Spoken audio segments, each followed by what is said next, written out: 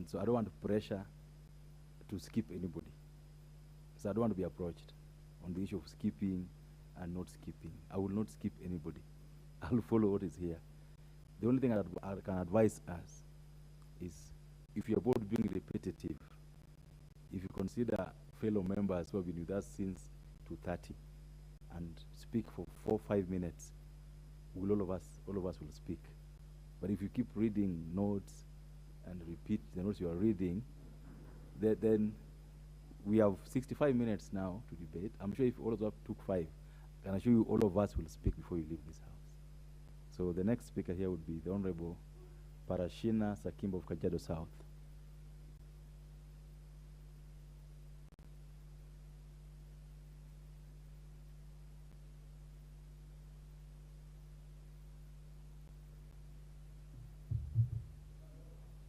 Okay.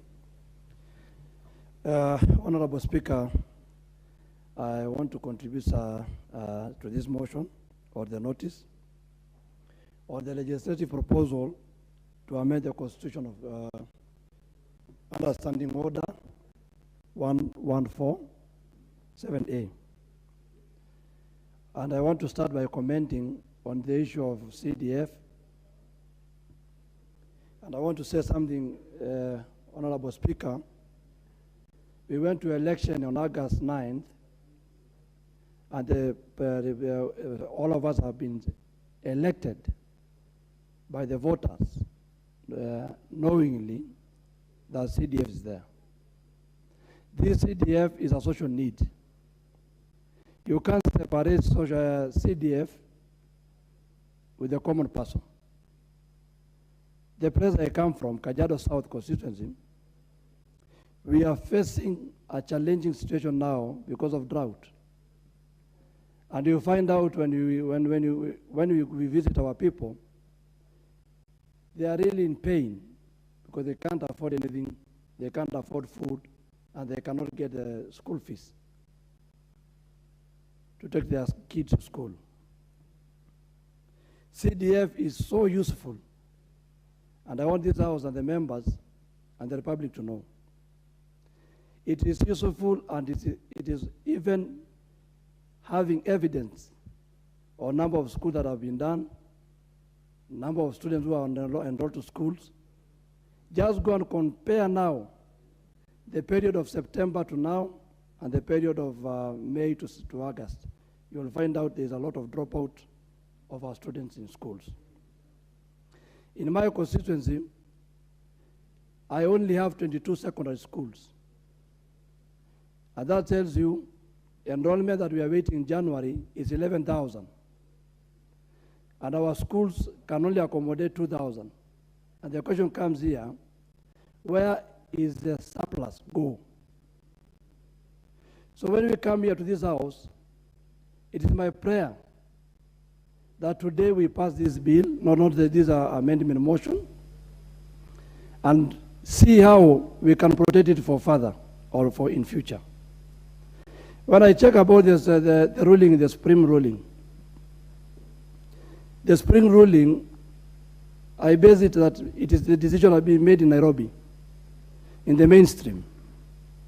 I don't know, I wonder why do they don't be given a chance and maybe visit our constituency and find out that if you are making a ruling, one of the things that you need to check, are we making a judgment to the common person who is going to defend a lady, a single lady, a person who cannot afford even a house of 7,000 to raise that kid.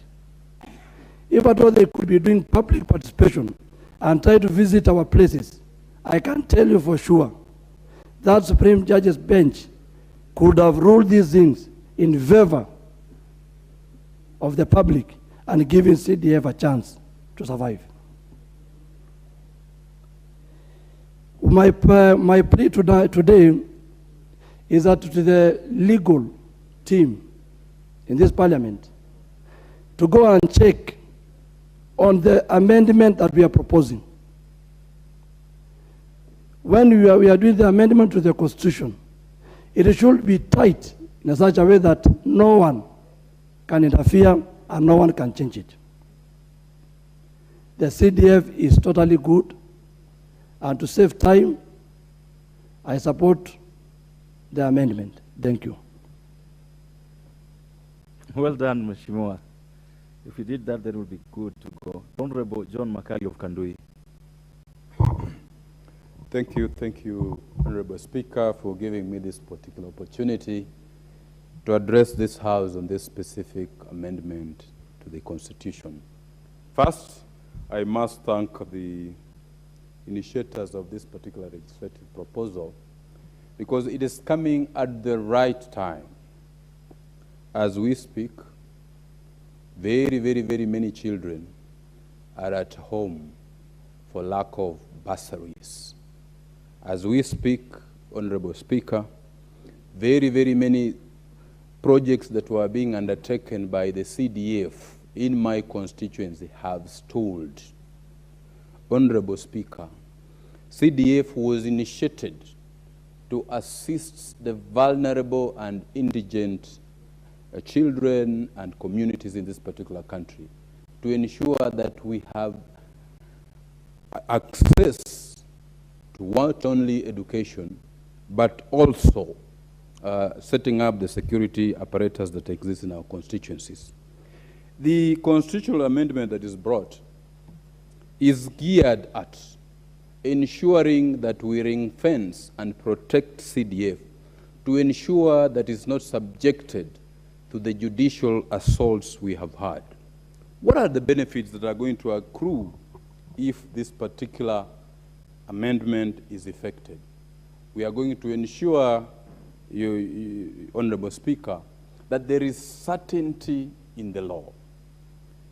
At the moment, the situation we are facing at the moment, Honorable Speaker, is that there is a lot of uncertainty. When I went home over the weekend to visit the constituency, many children were at home and their future is uncertain because they do not know whether they will be back in school or not. When we went back to the constituency, Honorable Speaker, we found many other contractors who had abandoned the CDF projects that were ongoing because they were not sure whether the fund was going to go on or not. Honorable Speaker, we are moving that if we can be able to secure the CDF in the Constitution, we'll be able to save it from assaults, both from civil society and the haters of members of this House who think that members of this House want to get CDF so that they can run it as their pocket money or their loose change. Honorable Speaker, it is not lost on us that you remember at one time, civil society called members of this House rats. You remember at one time they called members of this Honorable House M-pigs. So we need to disabuse that notion, Honorable Speaker, by entrenching this particular CDF Act in the Constitution of Kenya so that it is saved from assault from other bodies that want to assault it.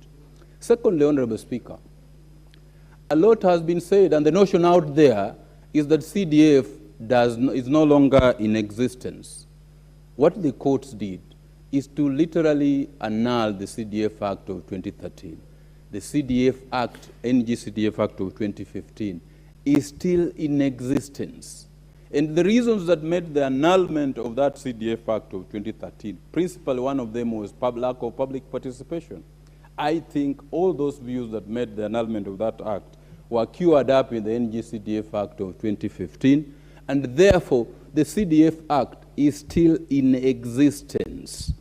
What I will urge the movers of and the initiators of this particular constitutional amendment is that we need to move back and go back to the public and ensure that there is sufficient public participation to ensure that members of the public, civil society, and other players are at par with this particular House to ensure that CDF is sustained. I've looked at the amendments that are proposed and touching on 4 specific funds: the CDF, the NGAF, the Special Fund, and the Senate Oversight Fund. My view, as was suggested by the other members of this particular House, is that we need to segregate both funds, all the funds, because we have an experience with BBI. BBI had very, very good proposals, but just one item in the BBI caused the entire move to amend the Constitution to be thrown out. I would suggest, Your Honorable Speaker, that as we consider this particular legislative amendment, we consider segregating all the funds so that we can be able to deal with each and one of the funds separately, so that we don't throw out the baby together with the bathwater. Finally, Honorable Speaker, in the interest of time, when you segregate, do you put together or you separate? We separate them. We separate all of them. So you mean so that segregate? Yes, we separate them. Thank you, Honorable Speaker. In my view, looking at this particular amendment, we will need, your Honorable Speaker, to ensure that the committee moves with speed, to ensure that we have this legislative amendment enacted. Because, Honorable Speaker, at the moment as we speak, this is the first move to amend the Constitution of Kenya through a parliamentary initiative. And I will want to ask all the members of the House to adopt a bipartisan approach, that we pass this particular amendment without considering our respective political parties. In the interest of time, I wish to donate the time to the other members who want to donate to contribute in this particular debate. Thank you, Mr. Speaker. I support. The chance goes to the Honorable Orero of Kibra.